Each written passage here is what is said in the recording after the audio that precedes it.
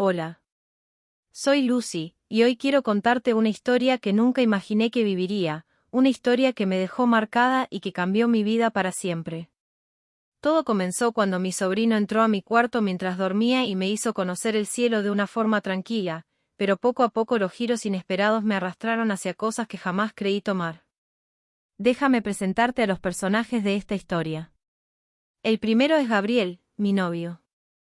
Llevamos juntos 2 años, y aunque hemos tenido nuestras diferencias como cualquier pareja, lo cierto es que nuestra relación siempre ha sido sólida. Gabriel es un hombre increíble, cariñoso, y siempre ha sabido cómo hacerme sentir especial. Su risa es contagiosa y tiene esa clase de energía que ilumina cualquier habitación. Es de esos hombres con los que te sientes afortunada de haber encontrado. Luego está Mateo, mi sobrino de 18 años. Después de la muerte de su madre, mi hermana, hace 1 año, se vino a vivir conmigo. Me hice cargo de él, y aunque a veces resulta difícil, siempre he querido lo mejor para Mateo. A su edad, es un chico lleno de energía, inteligente y con una mirada de curiosidad por la vida que me recuerda a mí misma cuando tenía su edad. Todo comenzó cuando Gabriel y yo ya llevábamos un buen tiempo juntos. Al principio, como toda relación nueva, había una chispa, esa emoción de estar enamorados y descubrir cosas nuevas el uno del otro. Pero con el paso del tiempo, la novedad se fue desvaneciendo. Nuestras vidas se volvieron más rutinarias, y aunque lo quería mucho, sentía que algo faltaba.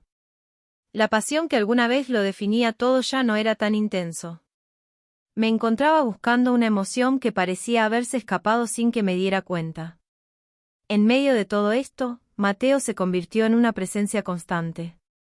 Compartíamos tiempo juntos cuando Gabriel se iba de viaje por trabajo, y poco a poco, nuestra relación empezó a cambiar.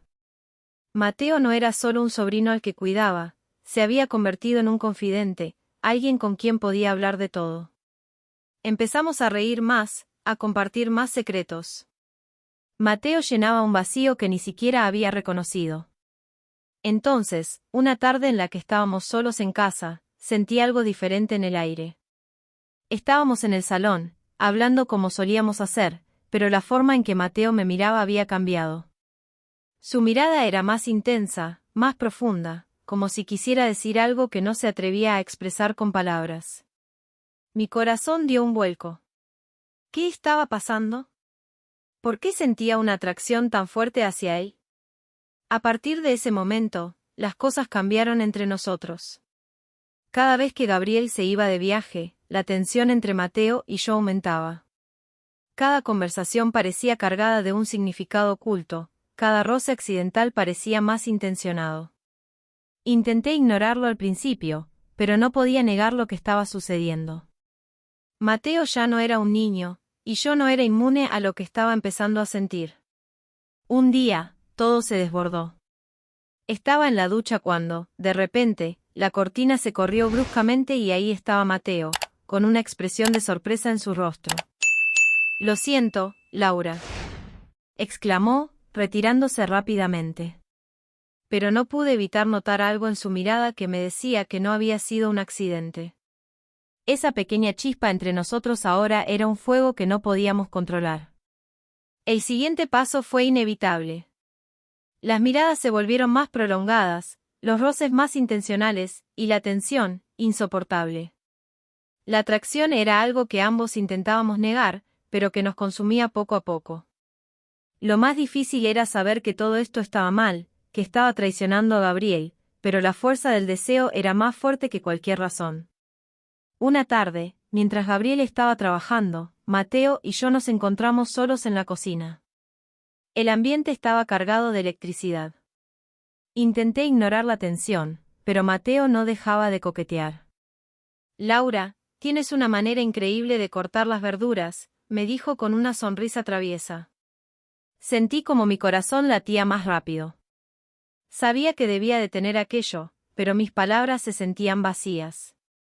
«Mateo, deberíamos parar, esto está mal», le dije, pero mis palabras apenas eran un susurro. Él se acercó, sus ojos fijos en los míos, y antes de que pudiera detenerlo, me besó. Fue un beso intenso, lleno de una pasión que habíamos reprimido durante semanas. Sabía que lo que estábamos haciendo estaba mal, que estábamos cruzando una línea que no debíamos cruzar. Pero en ese momento, el deseo era más fuerte que la culpa. Las cosas no terminaron ahí. Esa tarde en la cocina fue solo el comienzo de una serie de encuentros que comenzaron a escaparse de nuestro control. A cada paso, la culpa me comía por dentro, pero la atracción que sentía hacia Mateo era imposible de ignorar. Con el tiempo, llegó el punto en que ya no podía seguir viviendo con el peso de lo que había hecho. Me sentía atrapada entre el amor que sentía por Gabriel y el deseo incontrolable hacia Mateo.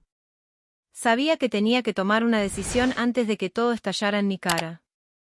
Una noche, después de que Gabriel se había ido a la cama, me quedé sola con Mateo en la cocina. Sentía el peso de lo que habíamos hecho, pero también sabía que tenía que terminar con esto antes de que fuera demasiado tarde. Mateo, tenemos que hablar, le dije con voz firme, aunque por dentro me temblaba todo.